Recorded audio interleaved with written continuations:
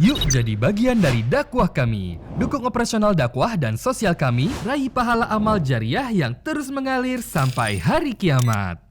Assalamualaikum warahmatullahi wabarakatuh. Alhamdulillah, wassalatu wassalamu ala rasulillah. Segala puji dan puja kehadirat Allah subhanahu wa ta'ala, juga salawat dan taslim kepada Nabi besar Muhammad sallallahu alaihi wa ala alihi wa sahbihi wasallam. Satu lagi hari Allah subhanahu wa ta'ala berikan kepada kita umur, di mana seharusnya setiap muslim dan muslimah memaksimalkan umur yang diberikan ini dengan terus sibukkan diri dengan amal-amal saleh, serta juga beristighfar dan bertaubat dari kesalahan-kesalahan kalaupun pernah terjadi, serta juga berusaha meningkatkan kualitas daripada ilmu yang dia miliki secara kuantitas juga, serta jenis-jenis ibadah yang memang dia wajib kerjakan dan disunnahkan juga dalam syariat Allah subhanahu wa ta'ala. Dan kita memohon kepada Allah subhanahu wa ta'ala di awal pertemuan kita ini agar Allah subhanahu wa ta'ala menerima seluruh amal saleh yang pernah kita kerjakan, yang sedang kita kerjakan, yang akan kita kerjakan sampai menjelang ajal datang nanti dengan pahala yang sempurna. Dan semoga Allah panjangkan umur kita di atas ketaatan kepadanya, kesempurnaan ilmu, kesempurnaan iman, dan kesempurnaan amal saleh. Serta juga diampuni segala dosa-dosa kita, kedua orang tua kita, bahkan muslimin dan muslimat, mukminin dan mukminat yang hidup dan juga yang sudah meninggal. Serta kita selalu doakan agar negara kita selalu terjaga persatuan, kesatuan, kemerdekaan, dan juga kenikmatan yang luar biasa yang Allah berikan dari kekayaan alam sampai menjelang hari kiamat nanti. Dan semoga Allah berikan petunjuk para pemimpin menjalankan tugas dengan baik, serta juga menjadikan kita masyarakat yang selalu gotong royong agar melakukan dan menjaga hal-hal yang terbaik yang bisa kita berikan buat negara kita, keamanan, ketentraman, persatuan dan kesatuan, sehingga juga negara kita terus maju dan menjadi contoh bagi negara yang lain. Serta kita selalu doakan saudara-saudara kita di Palestina yang sedang tertindas, dan di Syria, di Yaman, di Irak, dimanapun yang sedang tertindas, semoga Allah ikhlaskan niat mereka, terima para syuhada mereka, muliakan Islam di tangan mereka dan tangan kita semua, dan semoga Allah subhanahu wa ta'ala dengan kemahamurahannya memberikan kepada kita pahala bersama mereka, baik dengan doa kita, dengan harta kita, dan juga dengan jiwa kita bila Allah mudahkan. Dan semoga Allah satukan kita semua berkumpul di surga firdausnya tanpa hisab, sebagaimana ia satukan kita dalam majelis ilmu yang mulia ini. Allahumma amin. Seperti biasa teman-teman sekalian, di Kamis kita akan lanjutkan bedah buku kita 10 penyebab lapangnya hati. Karena kita sudah tahu hati itu adalah raja dari tubuh manusia, di mana setiap orang di antara kita pastinya teman-teman sekalian berharap agar tubuhnya sehat, ya. Kemudian juga selalu beraktivitas pada hal-hal yang positif, baik itu di pandangan Allah subhanahu wa ta'ala ataupun di mata manusia, ya. Dan tentu kita terus berprestasi. Nah, semua itu bermula daripada raja tubuh ini, yaitu hati manusia. Di saat hati itu lapang, hati itu tenang, ya, hati itu berada di posisi yang prima, maka secara otomatis anggota tubuh yang lain juga akan ikut. Tapi kapan hati itu gelisah, ya, gundah, kemudian bersedih dan dipenuhi dengan penyakit-penyakit hati dari iri, dengki, dan yang sejenisnya, maka secara otomatis anggota tubuh juga akan berpengaruh. Sesuai dengan sabda Nabi SAW, sesungguhnya dalam diri manusia, di tubuh manusia itu ada segumpal darah yang kalau dia baik maka akan baik seluruh tubuh, kalau dia buruk maka akan buruk seluruh tubuh. Itu adalah hati manusia. Nah, kita sedang membahas teman-teman sekalian bagaimana di saat seseorang muslim menghadapi masalah-masalah yang membuat hatinya gundah, gelisah, apa yang harus dia lakukan. Kita sudah membahas 3 poin, ya, sebelum pertemuan ini tentunya. Yang pertama adalah bagaimana mentauhidkan Allah subhanahu wa ta'ala. Dia banja, mau mohon, ya, merengek sama Tuhannya Allah. Kalau dia sedang merasakan nikmat, maka dia memohon agar nikmat itu dipertahankan dan ditambah oleh Allah subhanahu wa ta'ala, dan boleh tamak dengan rahmat Allah. Serta kalau dia sedang menghadapi masalah, dia hanya memohon kepada Allah subhanahu wa ta'ala. Karena kalau dia sedang mendapatkan nikmat, yang ciptakan dia Allah, yang ciptakan juga nikmat itu Allah, yang bisa mempertahankan hanya Allah. Dan kalau dia sedang menghadapi satu musibah atau ujian, maka yang ciptakan dia Allah, yang ciptakan ujian itu Allah, yang bisa mengeluarkan dia dari masalah itu hanya Allah saja. Ini sudah panjang lebar kita jelaskan tentunya. Kemudian yang kedua, bagaimana kita berprasangka baik kepada Allah. Apapun takdir Allah subhanahu wa ta'ala, selalu kita berpikir positif. Kalau itulah yang terbaik yang sudah Allah berikan kepada kita, maka Allah akan memberikan sesuai dengan keyakinan kita. Kemudian yang ketiga adalah bagaimana seseorang bermodalkan ilmu syar'i yang luas, yang banyak. Islam adalah agama ilmu. Tidak ada batasan dalam mempelajari ilmu agama dan selalu saja dianjurkan kita mengejar keutamaan majelis-majelis ilmu. Sehingga memang dalam keseharian seorang muslim dan muslimah adalah ilmu. Bagaimana dia sibuk dari majelis ilmu ke ilmu yang lain. Selalu merasa haus untuk mengetahui apa yang diperintahkan dan dicintai oleh Sang Pencipta Allah. Dan juga selalu meninggalkan apa yang dilarang oleh Allah SWT. Orang kalau punya ilmu agama yang cukup, maka dadanya akan lapang. Karena dia tahu bagaimana bermuamalah dengan apa yang sedang dia hadapi. Nikmat tadi dia bersyukur, kalau ujian maka dia bersabar dan terus dia lebih manja kepada Tuhannya Allah Subhanahu wa taala. Sekarang kita masuk yang keempat, hal yang melapangkan dada dari 10 penyebab lapangnya dada, yaitu berzikir dan juga berdoa kepada Allah Subhanahu wa taala. Subhanallah, teman-teman sekalian, banyak di antara muslimin tidak memahami masalah ini. Kalau betul-betul apa yang Allah firmankan dalam kitabnya, ala bizikrillahi tatma'innul qulub, bukankah dengan berzikir kepada Allah maka hati-hati itu akan merasa tentram. Banyak orang menganggap ya zikir itu kapan ada saja waktu. Dia tidak menjadikannya sebagai makanan ya buat ruhnya. Padahal sebenarnya sebagaimana Anda kalau lapar Anda segera mengejar makanan ya secara fisik ya, misalnya nasi, lauk pauk, kemudian Anda kalau haus Anda segera mencari minum supaya haus atau dahaga Anda hilang. Kalau Anda capek Anda segera mencari tempat tidur untuk istirahat misalnya. Kalau Anda sakit Anda segera konsultasi dengan dokter untuk mendapatkan obat yang terbaik misalnya. Nah, teman-teman sekalian ini semua ya boleh saja, bukan tidak boleh. Tetapi ada hal yang lebih besar daripada itu. Ya, yaitu bagaimana kita memberikan makanan ruh kita. Berapa banyak orang teman-teman sekalian jasadnya sehat, tapi ruhnya rusak, sakit, tidak pernah diberikan makanan. Nah, makanan ruh itu adalah keimanan, ya. Kemudian berzikir kepada Allah Subhanahu Wa Taala, membaca Al-Quran. Ini semua untuk ruh kita. Berapa banyak orang yang fisiknya mungkin ya kecil, mungkin tidak berotot, tetapi ruhnya sangat besar. Anda pernah dengar mungkin nama seorang sahabat namanya Julaibib radhiyallahu anhu. Julaibib orang yang badannya sangat kecil, wajahnya jelek. Disebutkan dalam riwayat seperti itu. Tetapi subhanallah, karena ruhnya kuat, sehat, ya, selalu diisi dengan keimanan, ilmu agama, ya, berzikir, ibadah-ibadah secara umum. Maka akhirnya dia berhasil ditemukan mati syahid di salah satu peperangan, dengan di sekitarnya terbunuh di tangan dia 6 atau 7 orang-orang musyrik. Sampai Nabi SAW menggendongnya sambil mengatakan, sesungguhnya saksikan ya Allah, dia bagian dari aku dan aku bagian dari dia. Ada juga orang yang badannya sangat besar, kekar, tapi karena kosong secara keimanan, maka lemah ruhnya. Orang seperti ini lemah, tidak akan mudah untuk melalui masalah-masalah yang mereka hadapi. Ya. Teman-teman kita sekarang di Gaza memperlihatkan kepada kita bagaimana kalau ruh itu sehat, maka luar biasa. Sebesar apapun tantangan yang datang dalam hidupnya, bisa dilalui. Dengan sangat tenang, mayoritas mereka, tidak semua, ada di antara mereka juga memang mungkin yang lemah iman, tapi mayoritasnya kita temukan masih bisa tersenyum di sebelah puing-puing rumah, masjid, ya, kantor, toko mereka. Masih bisa tersenyum dan mengatakan alhamdulillah di depan jenazah orang-orang yang mereka cintai. Masih bisa tersenyum di saat mereka hanya bisa makan rumput-rumput, bekas-bekas makanan, meminum air yang didapatkan netes dari saluran-saluran yang tidak jelas bersih atau tidak. Mereka tidak usah bicara hal-hal yang besar seperti bisa tidur, bisa mandi. Nggak bisa buat apa-apa. Kematian di depan mata. Itu pun setiap saat bisa diserang dan dibantai oleh para penjajah yang semoga Allah ya, binasakan mereka dan selamatkan kaum muslimin dari kejahatan mereka. Tapi karena ruh mereka sangat kuat. Mereka selalu berzikir, membaca Al-Quran. Mereka yakin dengan keimanan dalam hatinya, maka ruhnya sangat kuat, kekar sekali.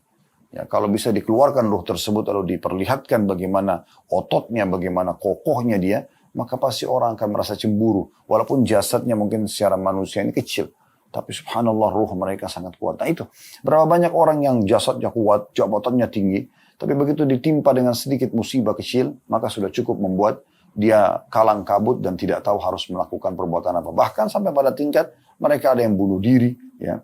atau melakukan perbuatan-perbuatan dosa yang lebih besar lagi seperti mabuk-mabukan, ya, kemudian berzina dan segala macam yang membuat mereka makin jauh dari Allah Subhanahu wa taala.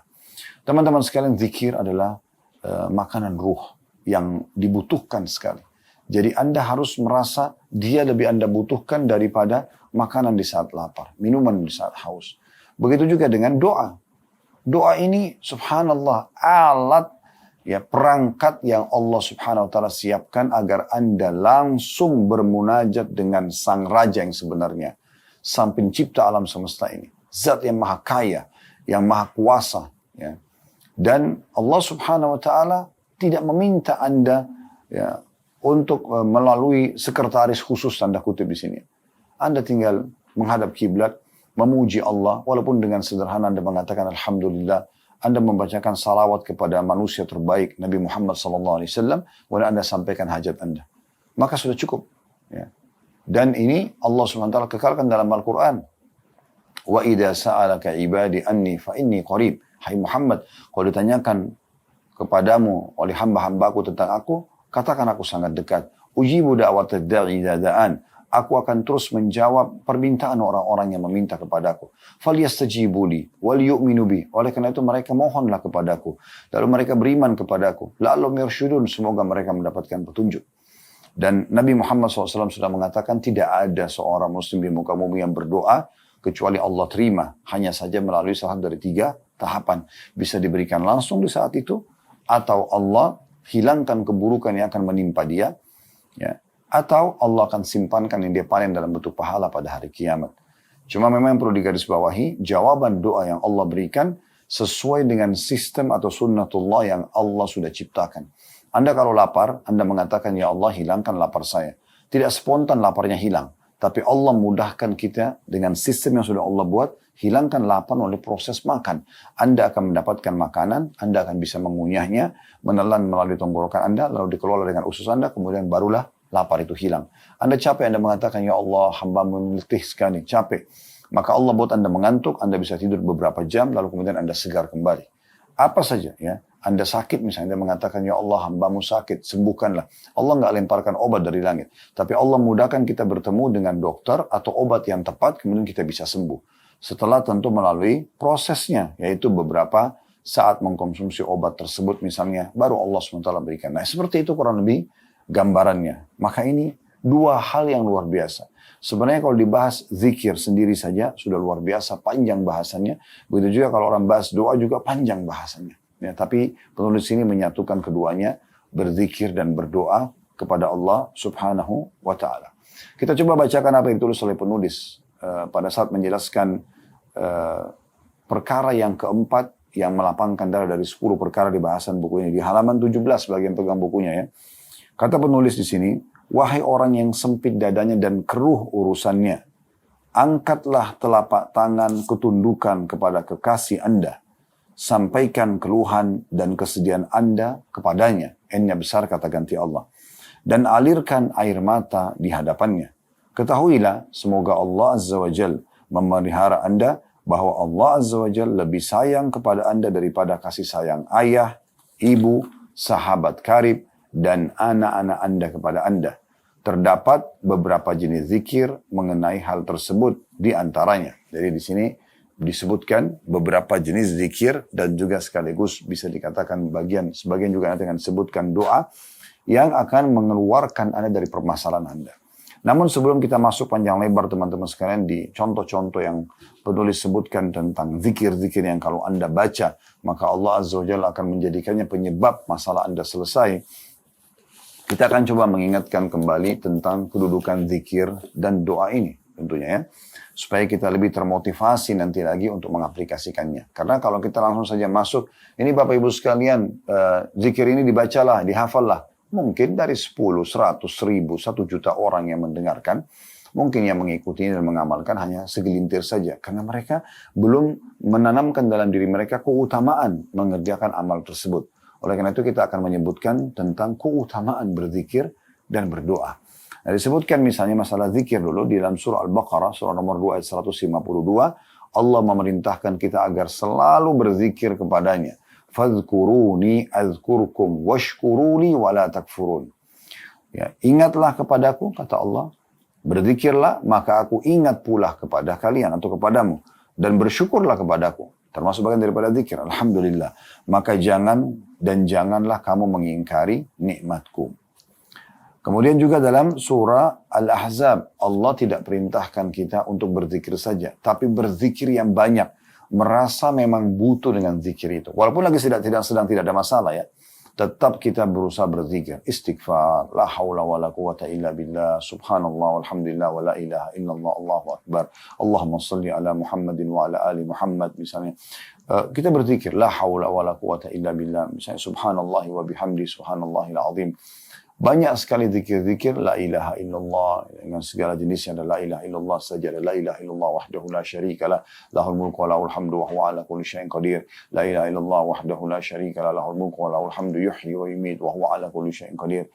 Banyak, ada juga la ilaha illallah wahdahu la syarikalah, lahul mulku wa lahul hamdu biyadil khair wa huwa ala kulli syai'in qadir. Dengan segala macam jenisnya, semua itu teman-teman dilakukan di saat kita sedang lapang dan sedang sempit. Kalau lapang akan menambah derajat kita di surga dan juga menambah pahala kita. Dan juga karena Allah perintahkan dalam dalil tadi sudah kita bacakan Al-Baqarah 152. Sekarang kita akan bacakan juga surah Al-Ahzab insyaAllah surah nomor 33 ayat 41.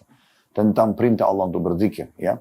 Anda baca dan di saat Anda sedang sempit maka dia akan menjadi solusi dari permasalahan Anda. Allah berfirman, Ya ayyuhalladzina amanu dzkurullaha dzikran katsira. Wahai orang-orang beriman berzikirlah kepada Allah dengan zikir yang banyak. Banyak.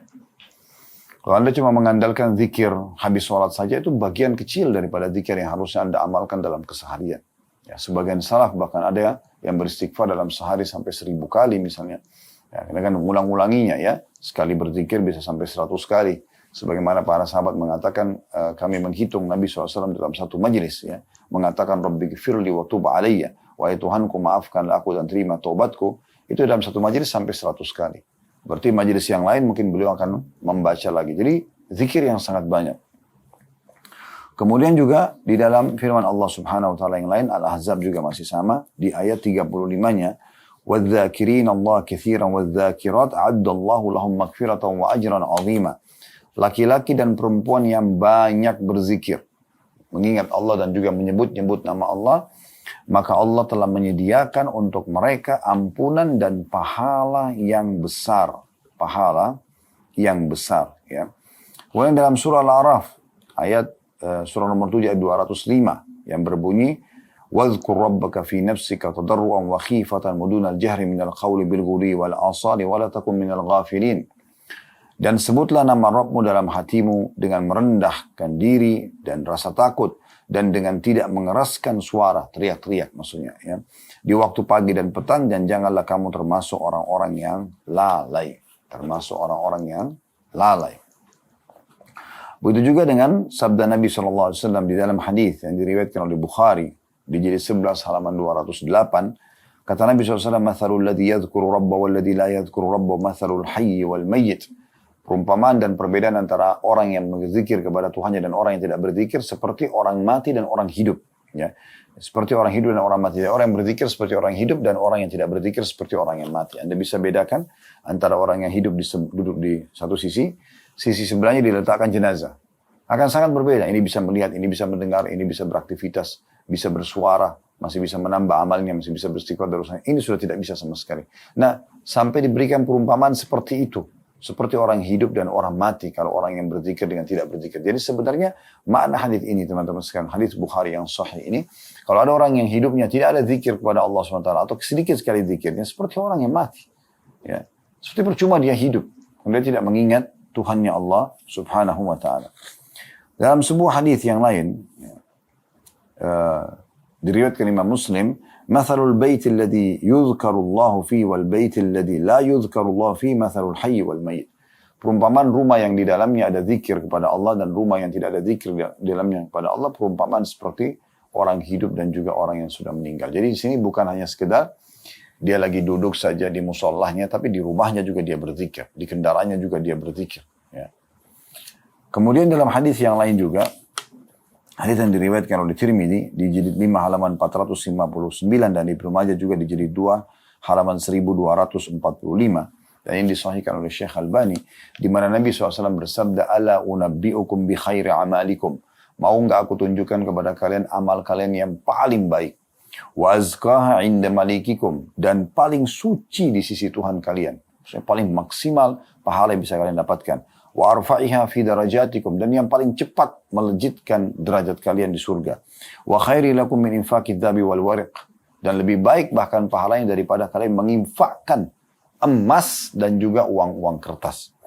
Wa khairi lakum min an talqaw aduwakum fatadribu anaqahum wa yadribu anaqakum, bahkan lebih baik lagi daripada kalian bertemu dengan musuh kalian lalu kalian menebas leher mereka, membunuh orang-orang lawan musuh-musuh agama di medan perang, atau kalian dibunuh sehingga kalian mati syahid. Maka para sahabat mengatakan, qalu bala, siapa yang nggak mau?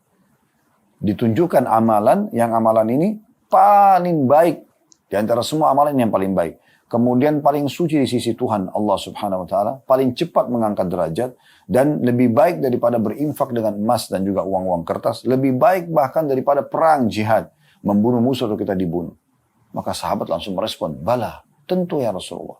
Kata Nabi SAW, zikrullah ta'ala, mengingat Allah yang maha mulia. Gitu. Jadi ini luar biasa kedudukan zikir itu. Kemudian juga dalam hadis yang lain, riwayat Bukhari, jilid 8 halaman 171, dan Imam Muslim jilid 4 halaman 2061, di mana Rasulullah SAW bersabda, yaqulullahu ta'ala, Allah yang maha tinggi berfirman, ana inda dhanni abdi bi, saya sesuai dengan prasangka hambaku. Wa ana ma'ahu idza dzakarani, dan aku selalu bersamanya kalau dia mengingatku, berzikir kepadaku. Fa in dzakarani fi nafsi dzakartu fi nafsi. Kalau dia mengingat aku di dirinya, maka aku akan ingat juga dia di diriku. Wa in dzakarani fi mala'in dzakartu fi mala'in khairi minhum. Kalau dia menyebutku, tetap berzikir walaupun di depan orang umum, maka aku akan juga menyebut-nyebutnya di kelompok yang lebih baik daripada mereka, maksudnya dari kalangan malaikat. Lebih baik daripada manusia. Wa in taqarraba ilaihi shibran taqarrabtu ilaihi dhira'an.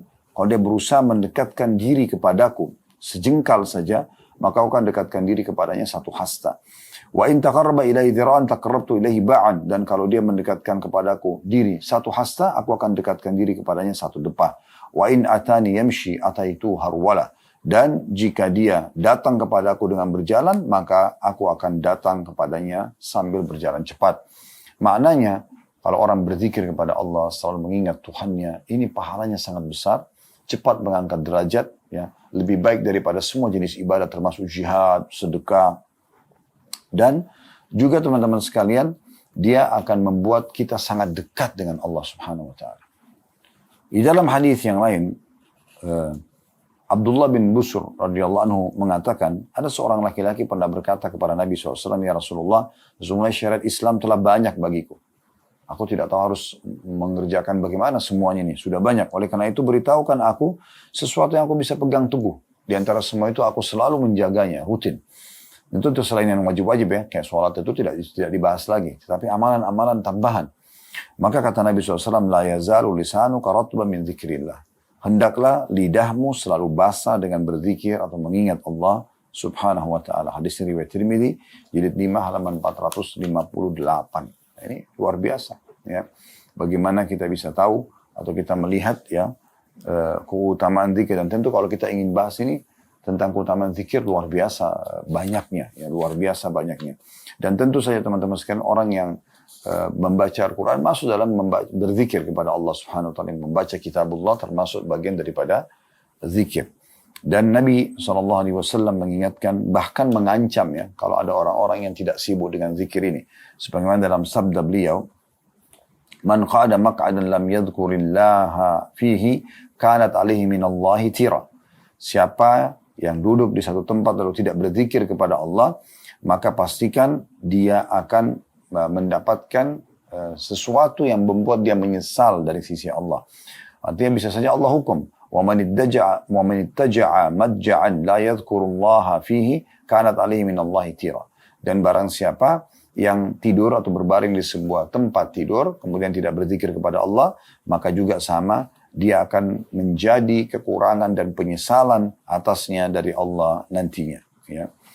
Kemudian juga dalam riwayat yang lain, diriwayatkan oleh Tirmidzi dan disahihkan oleh Syekh Albani, kata Nabi SAW, "Ma jalasa qaumun majlisan lam yadhkurullaha fihi wa lam yusallu ala nabiyyihim illa kana alaihim tira, fa in syaa'a adzabu wa in syaa'a ghafara lahum." Tidaklah satu kaum duduk di satu majlis di mana mereka tidak berzikir atau mengingat dan menyebut-nyebut Allah di dalamnya dan tidak membaca salawat pada Nabi mereka, kecuali akan menjadi kekurangan atau penyesalan atas mereka. Jika Allah menghendaki, maka Dia akan menyiksa mereka, dan jika Allah menghendaki, maka Allah akan mengampuni mereka. Ya. Dalam riwayat yang lain, riwayat ini sangat tegas ya, diriwayatkan Abu Daud dan Ahmad, dan ini disahihkan oleh Syekh Albani juga. Kata Nabi SAW, "Ma min qaumin yakumuna min majlisin la yadhkuruna Allah fihi illa qamu an mithli jifani himar wa kana lahum hasra." Tidak ada satu kaum berdiri atau bubar dari satu majlis di mana mereka tidak berzikir atau mengingat dan menyebut-nyebut Allah di dalamnya, kecuali mereka berdiri laksana berdiri dari bangkai seekor keledai, yang hal itu menjadi penyesalan bagi mereka nanti pada hari kiamat. Ya. Sementara doa ini masuk sebenarnya dalam karena orang kalau doa baca Quran masuk dalam umumnya zikir ya. Tetapi kita bisa lihat bagaimana kedua ini digabungkan mulai dari mau tidur sampai kita tidur lagi, semua diikuti dengan doa. Ada doa mau tidur, ada doa terkaget pada saat tidur, ya, terkaget malam kita baca doa, ada doa bangun tidur, ada doa masuk kamar mandi, ada doa mau berwudu, ada doa keluar dari kamar mandi, ada doa pada saat menuju keluar rumah, ke masjid atau ke pekerjaan, ada doa pada saat melihat ada orang yang diuji oleh Allah di jalanan dengan penyakit misalnya, atau hal-hal yang kita tidak senangi, boleh kita berdoa agar kita diselamatkan dari hal tersebut. Kalau kita dengarkan tentang surga atau nikmat, kita meminta agar Allah berikan. Kalau kita mendengarkan tentang siksaan, kita berlindung kepada Allah Subhanahu wa taala ya. Kemudian ada banyak sekali, ada doa makan, doa habis makan ya. Dan banyak ulama menyusun bab zikir dan doa ini sampai menyusun ratusan jenis doa yang bisa kita amalkan tentunya. Yang penting teman-teman sekalian harus difahami baik-baik bagaimana kita ikhlas dalam mengamalkan semua ini, dan memang betul-betul kita niat ingin mendekatkan diri kepada Allah Subhanahu wa taala dengan zikir dan doa ini, sehingga betul-betul nanti dia bisa bermakna. Salah satu ciri orang yang seperti apa yang kami sampaikan tadi, dia ikhlas, dia tulus, maka kita akan temukan orang itu sangat menikmati zikirnya dan doanya. Dengan sangat tenang dia berzikir. Astagfirullah, astagfirullah, astagfirullah. La hawla wa la quwata illa billah. Subhanallah, walhamdulillah, wa la ilaha illallah, Allahu Akbar. Dia terus menikmati dengan menggerakkan jarinya, menghitung. Ya. Ini semua adalah orang yang betul-betul menikmati. Kalau orang yang berzikir buru-buru, ya, maka itu mungkin bisa dicurigai tanda kutip kalau orang ini terganggu keikhlasannya. Apalagi kalau orang sama sekali tidak berzikir, tentunya itu sudah jauh dari Allah Subhanahu wa taala. Begitu juga dengan doa, teman-teman sekalian. Jangan berdoa di saat kita sedang sempit saja, lagi sakit, lagi tidak ada utang, baru sibuk berdoa. Setelah itu Allah berikan jalan keluar, Allah kabulkan, jauh dari doa. Subhanallah. Anda mau dimudahkan urusan Anda di saat Anda sedang butuh, maka dengarkan hadis Nabi SAW, kenalilah Tuhanmu di saat kamu sedang lapang, maka Dia akan mengenalimu di saat kamu sedang sedih. Ya.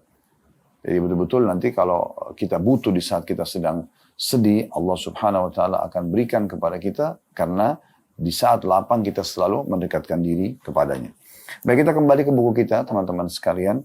Penulis setelah mengingatkan tadi apa yang kita sudah bacakan ya, saya ulangi kembali supaya lebih jelas satu paragraf ini. Wahai orang yang sempit dadanya dan keruh urusannya, angkatlah telapak tangan ketundukan kepada kekasih Anda. Sampaikan keluhan dan kesedihan Anda kepadanya, yang besar Allah. Dan alirkan air mata Anda di hadapannya. Ketahuilah semoga Allah Azza wa Jal memelihara Anda, bahwa Allah Azza wa Jal lebih sayang kepada Anda daripada kasih sayang ayah, ibu, sahabat karib, dan anak-anak Anda kepada Anda. Artinya, kalau Anda yakin Anda punya masalah, Anda bisa curhat ya dengan orang-orang terdekat dan Anda mendapatkan solusi, maka Allah lebih tepat untuk itu. Karena kalau kita sedang hadapi masalah, sebagaimana tadi sudah kami jelaskan, maka yang ciptakan Anda Allah, yang ciptakan masalah itu Allah, ini yang bisa memberikan jalan keluar hanya Allah Azza wa Jal. Jadi beruntunglah orang yang faham masalah ini. Dan bagaimana Nabi SAW selalu mengingatkan ya kita semuanya agar kembali kepada Allah. Bahkan beliau mengatakan kalau kalian memohon kepada Allah, mohonlah walaupun sampai tali sendal kalian putus misalnya, maka mohon kepada Allah, manja dan merengek kepada Allah Subhanahu wa taala. Dan Allah mencintai hamba-hambanya yang suka berzikir dan berdoa kepadanya. Baik, di sini penulis mengatakan terdapat zikir-zikir yang bisa membantu Anda keluar dari permasalahan-permasalahan sedang Anda hadapi, karena kita sedang bicara bagaimana kalau dada itu sedang sempit supaya dia bisa lapang. Yang pertama disebutkan riwayat Abdullah bin Abbas radhiyallahu anhu, ia mengatakan bahwasanya Rasulullah sallallahu alaihi wasallam bersabda dalam hadis Bukhari dan Muslim. Itu bisa Bapak Ibu lihat yang mengikuti buku ini ya di halaman 18. Yaitu Nabi SAW biasa mengucapkan, kata Abdullah bin Abbas radhiyallahu anhu, pada saat kesusahan, la ilaha illallahul azimul halim, la ilaha illallahu rabbul arshil azim, la ilaha illallahu rabbus samawati wa rabbul ardi wa rabbul arshil karim. Jadi ini potongan-potongan zikir yang kalau Anda baca, maka pastikan teman-teman sekalian akan selesai urusan Anda. Jadi kalau Nabi SAW dalam kesulitan selalu membaca ini, sehingga Allah berikan jalan keluar dari permasalahannya. Potongan pertama dari zikir ini, la ilaha illallahul azimul halim. Tidak ada Tuhan yang berhak disembah, ya, kecuali Allah yang maha agung lagi maha penyantun. Al-azim, agung, al-halim, penyantun. Artinya yang akan memenuhi kebutuhan dan permohonan hamba-hambanya. Ini potongan pertama. Hafal baik-baik di luar kepala Anda. La ilaha illallahul azimul halim. Ya. Jadi fahami maknanya, Anda akan mudah menghafalnya. Tidak ada Tuhan yang berhak disembah kecuali Allah yang maha agung dan yang maha penyantun. Al-azim, agung, al-halim, penyantun. Potongan kedua. La ilaha illallah rabbul arshil azim. La ilaha illallah, tidak Tuhan yang berhak disembah kecuali Allah. Rabbul arshil azim, pemilik singgasana yang agung. Pemilik singgasana yang agung. Jadi sini potongan kedua. Kalau tadi la ilaha illallahul azimul halim, tidak Tuhan yang berhak disembah kecuali Allah yang maha agung dan maha penyantun. Yang kedua, la ilaha illallahu rabbul arshil azim, tidak Tuhan yang berhak disembah kecuali Allah, pemilik singgasana yang agung. Potongan ketiga, la ilaha illallahu rabbus samawati wa rabbul ardi wa rabbul arshil karim. La ilaha illallah, tidak Tuhan yang berhak disembah kecuali Allah, rabbus samawati wa rabbul ard, Tuhan dan pemilik semua yang di langit, dan juga Tuhan dan pemilik semua yang di bumi, dan pemilik singgasana yang mulia. Pemilik singgasana yang mulia. Jadi 3 potongan zikir. La ilaha illallahul azimul halim, la ilaha illallahu rabbul arshil azim, la ilaha illallahu rabbus samawati wa rabbul ardi wa rabbul arshil karim. Jadi 3 potongan ini, kalau Anda baca dengan izin Allah Subhanahu wa taala, permasalahan Anda akan diselesaikan. Kalau Anda berdoa setelahnya, akan diterima doa Anda, ya. Sebagaimana dijelaskan dalam keutamaan zikir ini. Yang diriwayatkan oleh Bukhari dan juga Muslim. Yang kedua teman-teman sekalian, riwayat Abdullah bin Mas'ud radhiyallahu anhu, ia mengatakan bahwasanya Rasulullah sallallahu alaihi wasallam bila mengalami kesusahan atau kesedihan, beliau mengulangi dan mengucapkan doa, Ya Hayyu Ya Qayyum birahmatika astaghith. Ya, ini pendek. Ya Hayyu Ya Qayyum, wahai zat yang maha hidup dan lagi maha mengurus, ya, makhluknya. Atau terus menerus mengurus makhluknya. Dengan rahmatmu lah aku memohon bantuan. Ini diriwayatkan oleh Al-Hakim dan disahihkan oleh beliau dalam kitab Mustadraknya. Ya Hayyu Ya Qayyum birahmatika astaghith. Ya zat yang maha hidup dan terus menerus mengurus makhluknya, dengan rahmatmu lah aku memohon pertolongan. Ini yang kedua. Yang ketiga teman-teman sekalian ditawarkan oleh penulis di sini adalah hadis Abu Bakar radhiyallahu anhu, bahwa Rasulullah sallallahu alaihi wasallam bersabda dalam hadis yang sahih diriwayatkan Abu Daud dan juga Ibnu Hibban. Kata Nabi SAW, da'awatul makrub, doa-doa saat kesusahan supaya dapat jalan keluar, ialah, bacalah, Allahumma rahmataka arju fala takilni ila nafsi tarfata ain wa aslih li sya'ni kullahu la ilaha illa ant. Artinya, Allahumma rahmataka arju, ya Allah rahmatmu lah yang aku harapkan, Fala takilni ila nafsi, maka jangan engkau menyerahkan aku kepada diriku sendiri, tarfata'in, sekejap mata pun. Wa aslih li sya'ni kullahu, la ilaha illa ant. Maka perbaikilah semua keadaanku. Sempurnakanlah semua keadaanku dan urusanku. Tidak ada ilah atau Tuhan yang berhak disembah dengan benar kecuali engkau. Ya, jadi ini potongan doa yang luar biasa. Nabi SAW memang sudah sebutkan, ya, bukan sebagai opsional, tapi sebagai inti daripada solusi keluar dari satu kesulitan atau kesedihan. Yaitu dengan membaca Allahumma rahmataka arju. Ya Allah, rahmatmu lah yang aku harapkan. Fala takilni ila nafsi tarfata'in. Jangan engkau biarkan aku sekejap pun untuk mengambil keputusan sendirian. Ya. Wa aslih li sya'ni kullah. Dan perbaiki semua keadaanku. Mudahkan semua urusanku. La ilaha illa ant. Tidak Tuhan yang berhak disembah kecuali engkau. Kita ulangi dari awal ya. Jadi poin yang pertama, Anda di hadis yang pertama, la ilaha illallahul azimul halim. La ilaha illallah rabbul arshil azim. La ilaha illallah rabbus samawati wa rabbul ardi wa rabbul arshil karim. Ini yang pertama. Yang kedua, ya, kita membaca tadi, ya hayyu ya qayyum birahmatika astaghith. Ya. Ini zikir yang kedua. Zikir yang ketiga, Allahumma rahmataka arju, fala takilni ila nafsi tarfata'in, wa aslih li sya'ni kullah, la ilaha illa ant. Sekarang kita perhatikan teman-teman sekalian, maknanya sangat dalam ya. Ini zikir yang ketiga.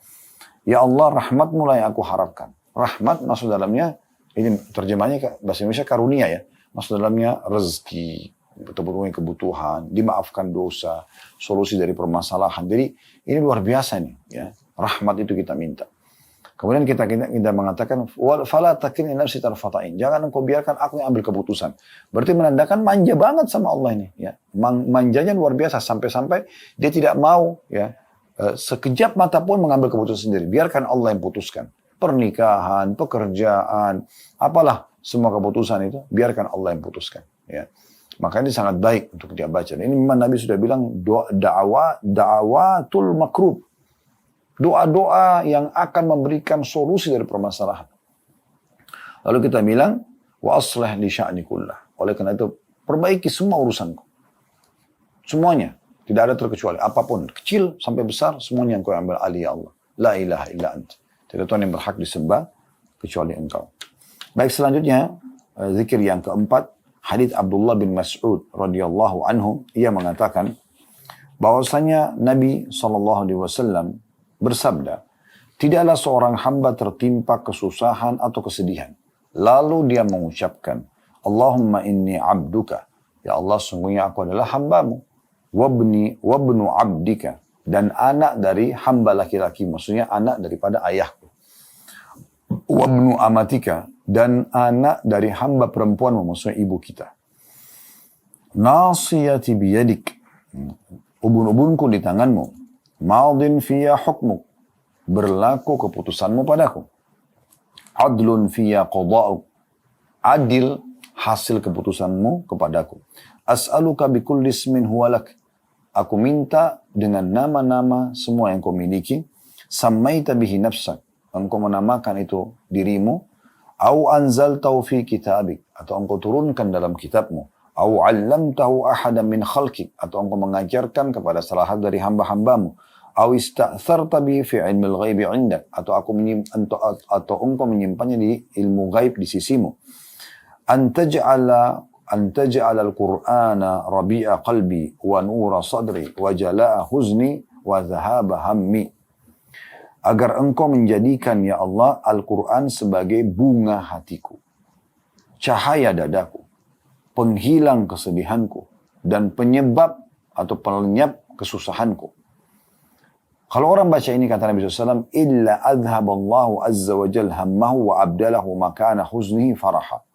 Pastikan, kata Nabi SAW, kalau dia sudah baca ini, ya, maka Allah akan menghilangkan kesedihannya, dan Allah akan menggantikan kesedihannya dengan kegembiraan. Ini luar biasa. Ya. Allahumma inni abduka, wabnu abdika, wabnu amatika, nasiyati biyadik, madin fiya hukmuk, adlun fiya qada'uk, As'aluka ya Allah bikulli ismin huwa lak سميت به نفسك أو أنزلته في كتابك أو علمته أحدا من خلقك أو استأثرت به في علم الغيب عندك أن تجعل القرآن كريم ربيع قلبي ونور بصري وجلاء حزني وذهاب همي ya. Ini berarti sampai sini orang kalau baca maka dipastikan akan hilang semua, lenyap semua kesedihannya. Kalau Anda baca sekali, Anda merasa masih kurang. Misalnya masih belum 100% temukan solusinya. Baca lagi yang kedua kali, baca yang ketiga kali, ulang-ulangi. Dan penuh keyakinan dalam hati, pasti Rasulullah SAW benar. Pasti Allah benar dengan janjinya. Akan Anda dapat apa yang Anda inginkan dan apa yang dijanjikan di sini. Tapi ingat, dengan ikhlas dan keyakinan, Allah akan kasih. Makin kuat tauhid Anda, pengesahan Anda kepada Allah dan ketergantungan Anda kepada Allah, maka makin nyata depan mata hasil dari dan efek apa yang dijanjikan oleh Allah Subhanahu wa taala dan Rasulnya Muhammad sallallahu alaihi wa ala alihi wa sahbihi wasallam. Ini luar biasa. Jadi jangan disia-siakan ini, ya. Ini zikir yang luar biasa yang harusnya kita selalu baca. Tentu saya teman-teman sekalian, kalau ada yang mengatakan bagaimana kalau saya mau berdoa tapi dalam bahasa saya saja. Saya berkeluh kesah dengan Allah, saya tanda kutip bercengkrama di sini, menangis, merengek, manja kepada Allah dengan bahasa saya dan saya bahasakan langsung permasalahan saya. Boleh nggak? Boleh saja, tidak masalah. Ya, tapi saran kami, zikir-zikir tadi yang disarankan ini oleh penulis 4 tadi kita dikasih pilihan, usahakan disisipkan pada saat Anda menyampaikan hajat Anda. Saya ulangi lagi, yang pertama adalah La ilaha illallahul azimul halim. Tidak ada Tuhan yang berhak disembah kecuali Allah yang maha agung dan maha penyantun. La ilaha illallah rabbul arshil azim. Tidak ada Tuhan yang berhak disembah kecuali Allah, pemilik singgasana yang agung. La ilaha illallah rabbus samawati wa rabbul ardi wa rabbul arshil karim. Tidak ada Tuhan yang berhak disembah kecuali Allah, pemilik pencipta dan penguasa seluruh alam semesta, langit dan juga pemilik dan pencipta semua ada di bumi. Pemilik singgasana yang mulia. Ini yang pertama. Yang kedua tadi, Ya Hayyu Ya Qayyum, wahai zat yang maha hidup dan terus mengurus makhluknya, birahmatika astaghith. Dengan rahmatmu lah aku meminta pertolongan. Yang ketiga, tadi sudah disebutkan ya, yang juga sangat baik untuk kita baca ya, yaitu kita membaca Allahumma rahmataka arju, ya Allah rahmatmu lah yang aku harapkan, fala takilni ila nafsi tarfata'in. Maka jangan engkau membiarkan aku mengambil keputusan sendirian walaupun cuma sekejap mata. Wa aslih li sya'ni kullah, dan perbaiki semua perkara urusanku. La ilaha illa anta, tidak ada Tuhan yang berhak disembah kecuali engkau. Kemudian yang terakhir, yang keempat tadi adalah bagaimana Nabi SAW mengatakan tidak ada seorang hamba yang tertimpa masalah, kesusahan, kecil ataupun besar. Nah, kemudian dia membaca Allahumma inni abduka, ya Allah aku adalah hambamu, wabnu abdika, anak dari hamba laki-laki maksudnya ayahku, wabnu amatika, dan anak dari hamba perempuan maksudnya ibu kita, nasiyati biyadik, ubun-ubunku di tanganmu, madin fiyya hukmuk, berjalan kepadaku takdirmu atau keputusanmu, adlun fiyya qada'uk, sangat adil keputusanmu kepadaku. Kemudian kita mengatakan as'aluka bikulli ismin huwalak, aku mohon kepadamu dengan atas namamu yang semua kau miliki, samaita bihi nafsak, engkau telah menamakan dirimu dengan nama-nama itu, au anzaltahu fi kitabik, atau engkau turunkan dalam kitabmu, au allamtahu ahada min khalqik, atau engkau mengajarkannya kepada salah dari hamba-hambamu, au ista'tharta bihi fi ilmil ghaibi indak, atau engkau menyimpan di sisimu ya, di ilmu ghaib ya. Antaja'al Qur'ana karima rabi'a qalbi, agar engkau menjadikan Quran yang mulia sebagai bunga hatiku atau hiasan dalam hatiku, wa nura sadri, dan cahaya dadaku, wa jala'a huzni wa dhahaba hammi, dan semoga juga bisa menghilangkan kesedihanku dan juga menghilangkan atau menyelapkan kesedihanku, kesumpekanku ya. Maka kata Nabi SAW, pasti Allah akan ganti kesedihannya menjadi kesenangan. Jadi ini bentuk-bentuk zikir yang luar biasa yang harusnya sudah di luar kepala, dihafal oleh setiap muslim, dan dia selalu mengucapkan agar mendapatkan solusi dari permasalahan. Sebagai penutup, kata penulis ini, dan zikir-zikir lainnya yang disinyalir dalam bab ini dan yang juga semisalnya.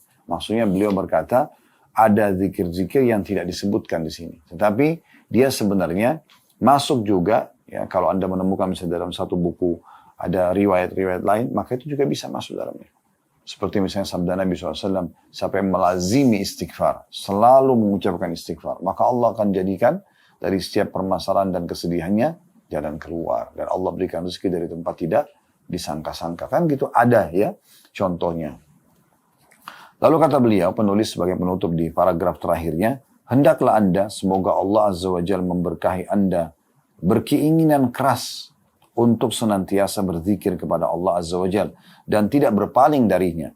Karena Allah Azza wa Jalla berfirman di dalam ayat Al-Quran surah Taha, surah nomor 20 ayat 124. Dan ini kekal ditilawakan oleh orang-orang beriman. وَمَنْ أَعْرَضَ عَنْ ذِكْرِي فَإِنَّ لَهُ مَعِيشَةً ضَنْكًا وَنَحْشُرُهُ يَوْمَ الْقِيَامَةِ أَعْمَى. Dan barang siapa yang berpaling dari peringatanku, ya, maka dia tidak mau berzikir. A'rada an dzikri, dia menolak, tidak mau berzikir. Faidalau ma'isyatan maka dia akan mendapatkan kehidupan yang sempit.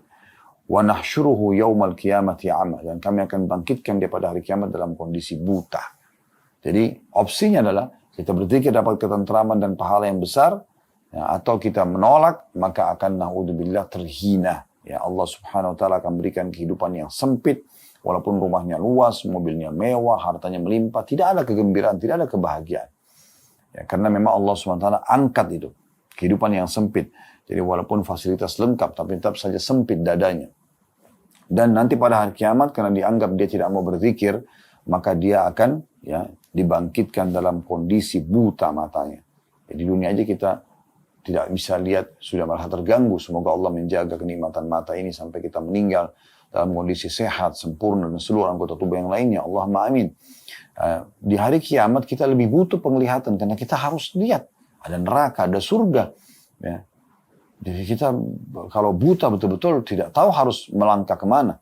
Ya. Di dunia mungkin masih ada yang pandu, di akhirat tidak ada.